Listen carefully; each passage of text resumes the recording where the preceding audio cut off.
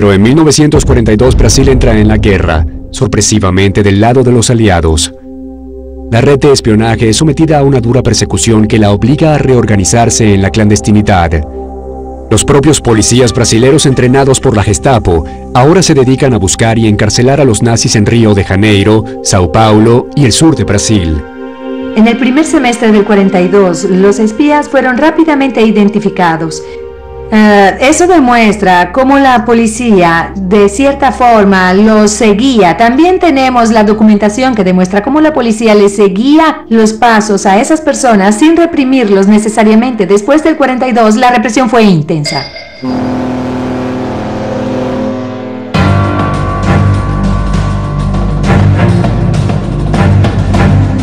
La historia oficial dice que la entrada de Brasil en la guerra en favor de los aliados es provocada por el hundimiento de barcos mercantes brasileños por parte de buques de guerra y submarinos alemanes. Pero existe el mito de que en realidad fue todo una maniobra de inteligencia del gobierno de los Estados Unidos y que estos barcos fueron hundidos por los propios norteamericanos.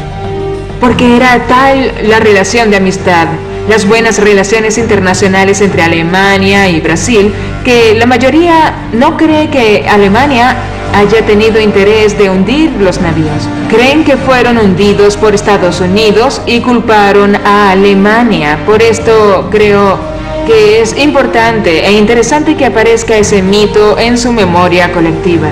Lo cierto es que en la posguerra no hubo un solo marino alemán que admitiera haber atacado barcos brasileños.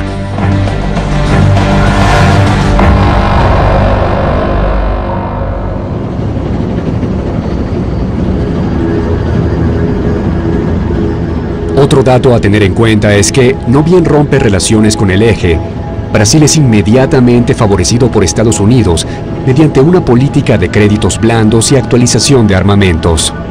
Estados Unidos le había regalado a Brasil el complejo de Volta Redonda, que es, digamos, fue el punto de partida, la piedra basal de la industria siderúrgica brasileña. Ante esto, la Argentina toma la decisión opuesta y comisiona agentes que deambulan por Alemania ofreciendo su neutralidad a los jefes del Tercer Reich a cambio de beneficios comerciales.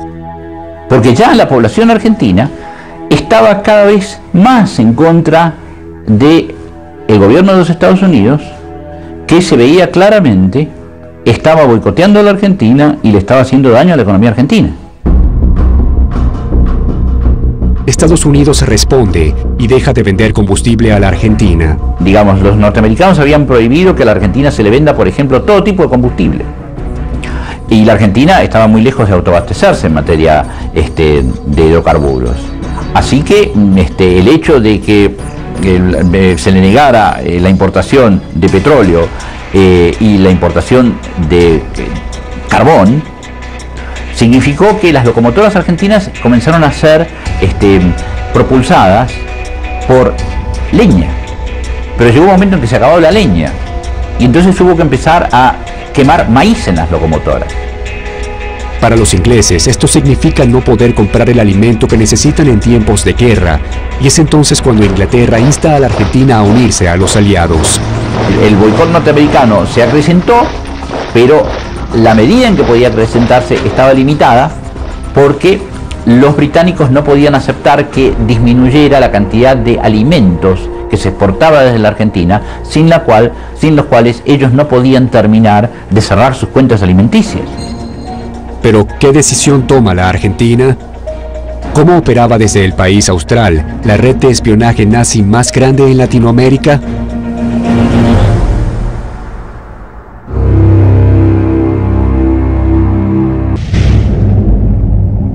El Tercer Reich avanza en un plan sin límites para cumplir la cuarta y última fase de infiltración mediante una gigantesca red de espionaje en América.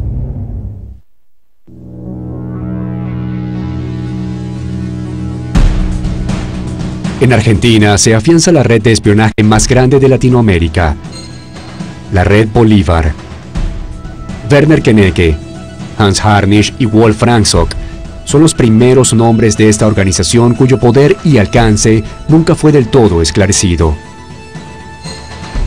Kennecke es yerno de Ludwig Freude, poderoso empresario de la colectividad germana, de llegada directa al Führer y el más cercano contacto alemán del joven Juan Domingo Perón.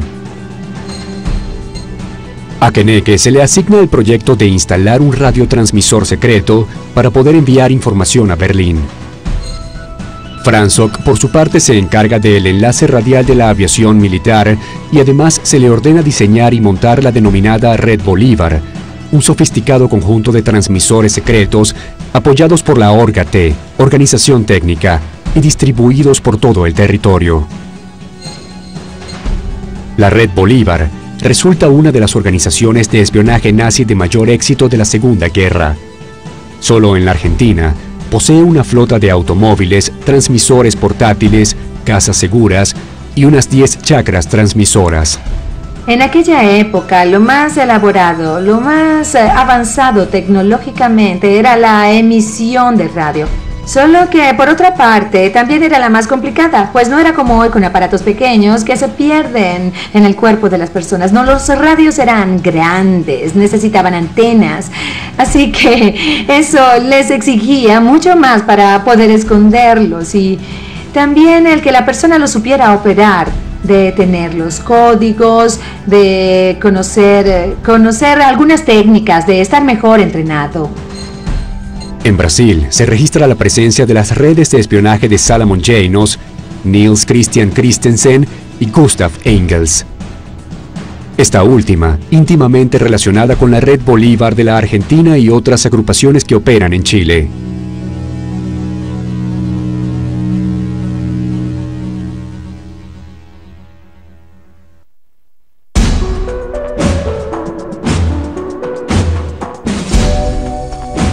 Según los informes de la policía política brasileña, los espías se valen de medios como tinta invisible, seudónimos, marcas ocultas en los pasaportes, códigos telegráficos, correos, cartas disfrazadas, técnicas de micropunto y microfotografías y, sobre todo, estaciones de radiotransmisión clandestinas.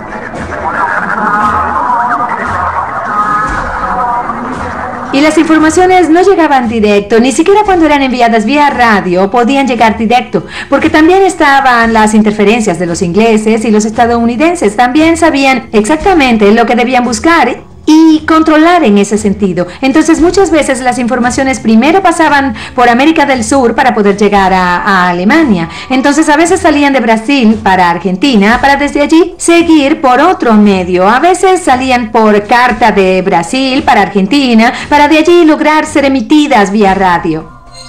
También se utilizan las máquinas de escribir Enigma, un sofisticado aparato creado exclusivamente para cifrar mensajes. En los informes se consigna, por ejemplo, que el gobierno brasileño está dispuesto a actuar en forma encubierta por los Estados Unidos para invadir la Argentina, país que supuestamente se mantenía filonazi. Diplomáticos británicos en Washington que escribían al gobierno británico diciendo, a fines de 1943, que conocían planes de contingencia del gobierno norteamericano para que se bombardeara Buenos Aires con aviones norteamericanos y pilotos brasileños. El descontento norteamericano toma estado público y las autoridades y la prensa comienzan a denunciar el avance nazi en Latinoamérica, en especial en la Argentina, último bastión del nazismo, según el secretario de Estado, Cordell Hull. No puede haber sombra de duda en el mundo sobre la determinación de las naciones americanas de no permitir la invasión de su hemisferio por las fuerzas armadas de ninguna potencia o ninguna posible combinación de potencias. 20 naciones americanas se erguieron firmes. Las Américas no permitirían que ninguna colonia europea en este territorio fuese transferida a una potencia no americana. Dijimos, no se acerquen, y hablamos en serio. Según el gobierno de los Estados Unidos, había en Latinoamérica 1 millón de hombres concentrados en batallones y compañías con los que el Tercer Reich podría contar como soldados. También encontramos en los documentos policiales que la policía creía que Brasil podía ser tomado por las colonias de alemanes de Brasil.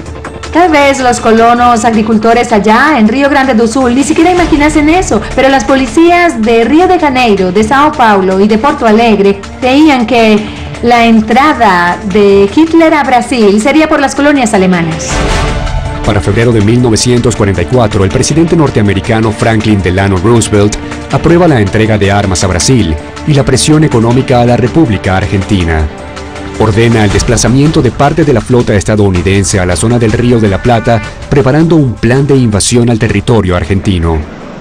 Pido a este Congreso la autoridad y los fondos suficientes para fabricar municiones adicionales y artículos bélicos de varios tipos para ser entregados a esas naciones que ahora están en guerra contra naciones agresoras.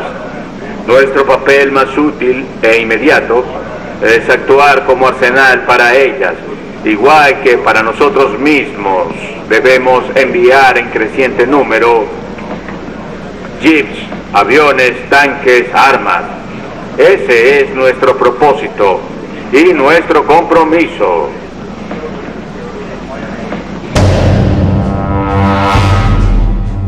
Con los norteamericanos avanzando en la región, el coronel Perón, entonces vicepresidente, envía a Alemania y a Italia al nacionalista Juan Carlos Goyeneche.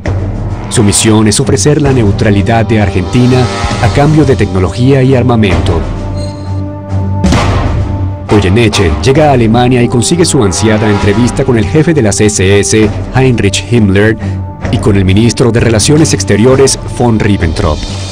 Ahí Goyeneche lo que hace es deliberadamente abre la puerta para otra forma de infiltración, de penetración política alemana, y que es el financiamiento ilegal de los partidos nacionalistas, ¿no? contra las tendencias aliadófilas, ¿no?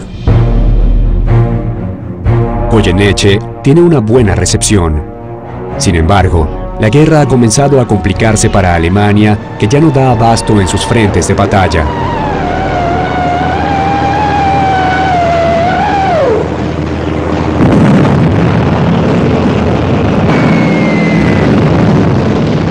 Con este panorama y una segunda victoria aliada tarde o temprano, Getúlio Vargas deja de lado sus simpatías al Tercer Reich y, motivado por los Estados Unidos, emprende una caza de brujas contra la comunidad italiana, japonesa y alemana en Brasil. Debían tomarse algunas medidas en función de ese alineamiento, porque no podía ser solo un discurso, una retórica. Necesitaban determinadas acciones que demostrasen ese alineamiento, y una de ellas fue la organización de campos de concentración en Brasil, pues era una práctica muy común tanto a lo largo del siglo XX como durante toda la Segunda Guerra Mundial. La llamada policía política no tiene piedad y arresta a todo posible sospechoso. Incautan equipamiento y propaganda nazi, y los principales referentes de la comunidad germana son encarcelados. Pero el jefe del partido nazi en Brasil, Hermann von Kassel, logra huir hábilmente y regresa a Alemania. Por ejemplo, Otto Braun era el tesorero del partido y estuvo preso. Fue él quien delató a todos los líderes. Pero los grandes líderes como Hans-Henning von Kassel, que era el jefe del partido nazi, salió de Brasil luego de la declaración de guerra contraria, del rompimiento de las relaciones diplomáticas. Salió en un avión con dirección a Alemania junto con representantes del gobierno diplomático alemán. Entonces creo que la cacería de las esvásticas se dio más en los países pequeños. En la Argentina, ante la resistencia del gobierno, el jefe del partido nazi, Alfred Müller, es deportado. Más tarde, el embajador del Tercer Reich, Edmund von Termann, correría la misma suerte.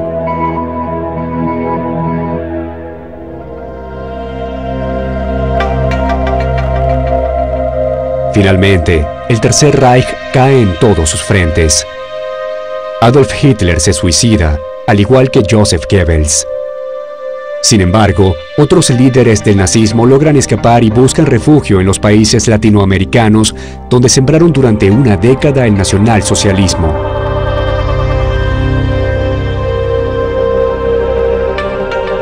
La infiltración nazi en Sudamérica permitió que el Tercer Reich minimizara sus pérdidas materiales y humanas y se ocultara fragmentado, pero dispuesto a sostener su identidad, su ideología y hacer planes.